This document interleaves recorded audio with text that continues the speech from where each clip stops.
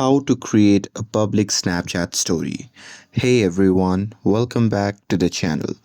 In today's video, I'll show you how to create a public Snapchat story. So now without further ado, let's get started. So here, first thing first, open the Snapchat app on your phone and make sure that you're logged in to your account. And now here, once you're inside the Snapchat, what you can do is simply capture a photo or video for your story. And here, after capturing, you can just tap on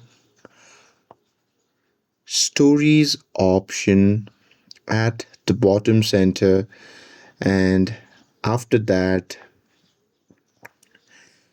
once you tap on it, the photo will be added on your story. Now here you can go on your profile page and check for your story as it is publicly visible for everyone. And that's it. That's how you can create a public Snapchat story. With this, if you found this video helpful, then don't forget to like, share, and subscribe to get updated for more videos. Thanks for watching, and I'll see you in the next video.